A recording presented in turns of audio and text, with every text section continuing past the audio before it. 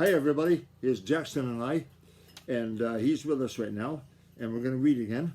So hello to Jackson right here, and Matthew, Marjorie, and Emma in Maine, to Malia and Lucas in Missouri, to Kai Ming and Ru Kai in Washington State, to Hope here in Maine, hi Hope, and Dylan and Lucas in Maine, and our friends Leslie and Mary way over in England, way across the North Atlantic, and Ezzy and Indy in Oklahoma, to Kayla in Maine, and to Sylvia, Macy, and Lillian here in Maine, Harper and Judson in Maine, Caden and Xander in Maine, and Evangeline and Isaac down in Rhode Island, Mabel in the country of China, to Oliver, Madeline, and Wyatt out west, and Alex in Maine, up along the Penobscot River. Okay, now let's see here.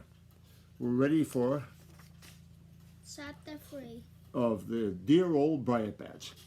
Hi, Harper. And Chapter 3. There's a picture, looks like little Mrs. Peter, doesn't it? Peter Rabbit. Okay. Hi, Harper.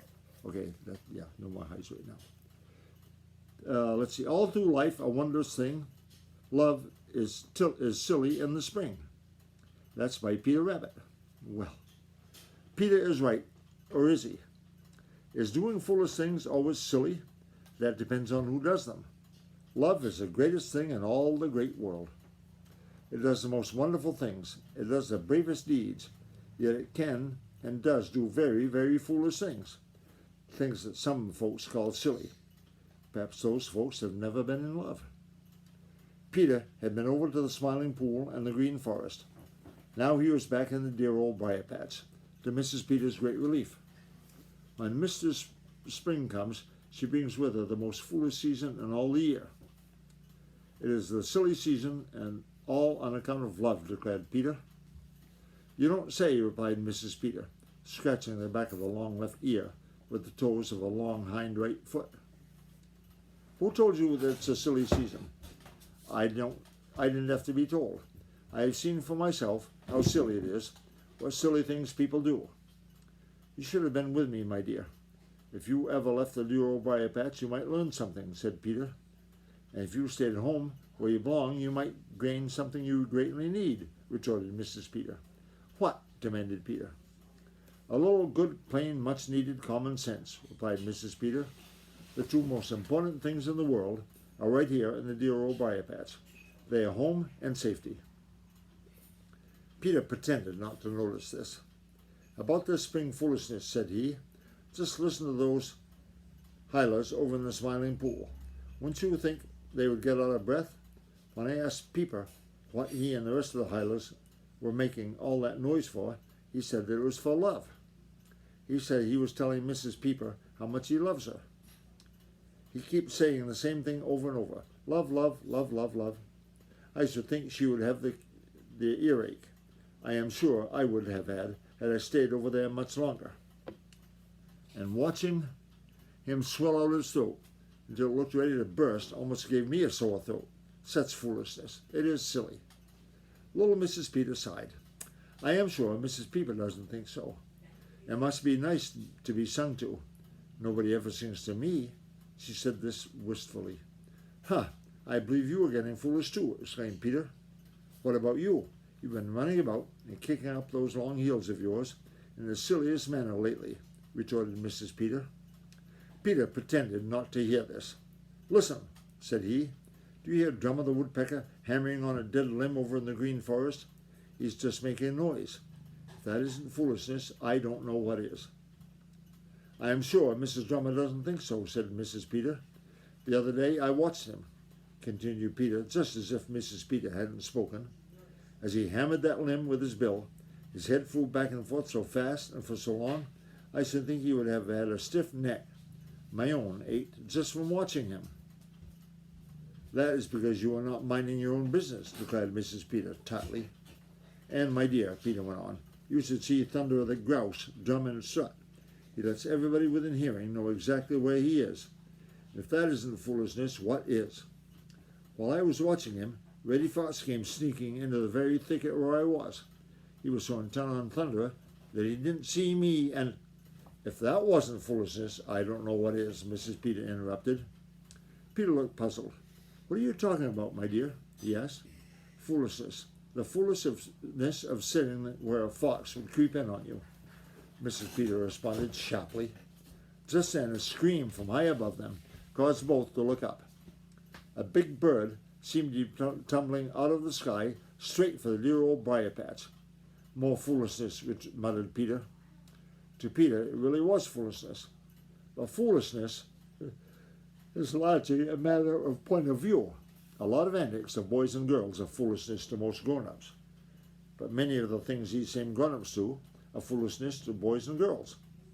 The truth is, a great deal of what is called foolishness is not foolishness at all. When it is a harmless expression of love, joy, happiness, good spirits, it ceases to be foolishness. It is something for which there is a great need throughout the great world. Never was that need greater than it is today. "Yes, sir, that is more foolishness," repeated Peter, when it looked as if the big bird would crash right in the middle of the old briar patch. Peter knew he wouldn't. So did Mrs. Peter, even though she wanted to shut her eyes, for it did seem as if he must. He didn't. Just in time he broke his fall with his long wings and tail spread wide, then sailed out over the green meadows a little way. He began to climb up, back up, up in the blue, blue sky. Oh, here's a picture. It's coming up soon in the story. There's Peter Rabbit, and there's a couple birds in the foreground. Peter's in the part of the dear old briar patch. I wonder what those birds are up to.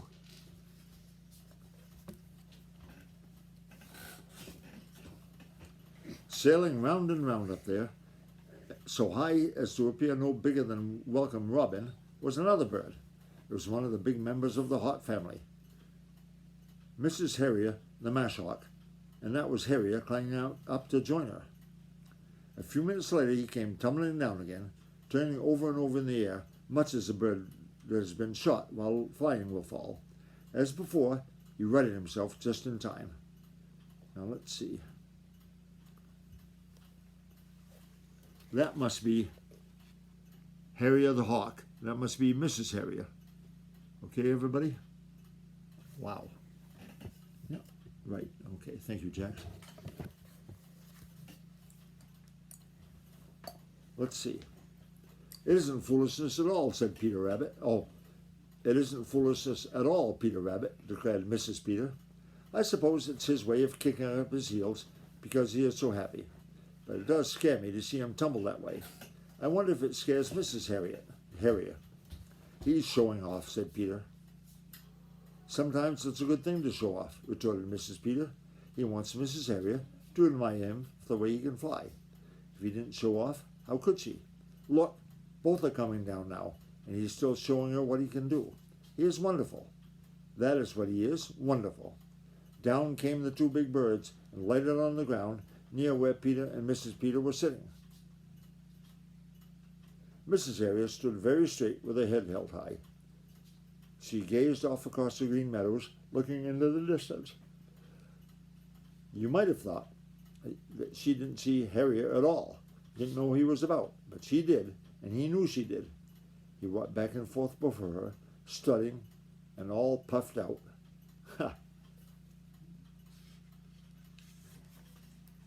To make himself look as big as possible. Perhaps he hoped that this would make her feel that he was as big as she, which he wasn't. He bowed before her. He rose in the air and flew all around her. Mrs. Peter sighed. "It must be nice to have someone pay one a little attention," she said wistfully. Peter ignored this. "I wonder if they will nest here on the green meadows this year. If they do, Danny and Nanny Meadow Mouse will have to watch out," said he. "How about our own babies?" said Mrs. Peter. "They'll have to watch out too," replied Peter. He shook his head as he watched the two big hawks. "We don't want them for neighbors. Perhaps they won't nest around here after all. Anyway, we'll hope they won't. There they go again. Just look at Harriet tumble. He can tumble as well as I can dodge," said he. "Hope you'll never have to dodge him. You won't if you have the good sense to stay in the old briar patch," replied Mrs. Peter. Peter pretended not to hear. Of course he did hear. He knew, too, that Mrs. Peter spoke truly. He sat up and watched the wonderful flying of the marsh hawks. and listened to the distant drumming of Drummer the woodpecker and thunder of the grouse over in the green forest, and to the mighty chorus of Peeper the hyla and his friends over in the Smiling Pool. Such foolishness, muttered Peter.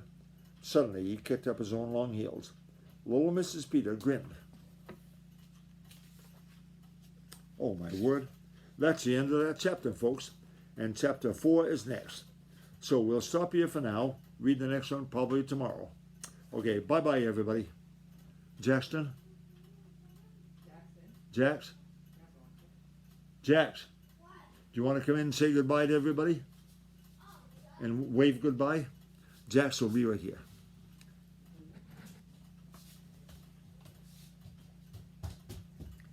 Just wave bye and say bye. Bye, Harper. Bye, Matthew. Bye.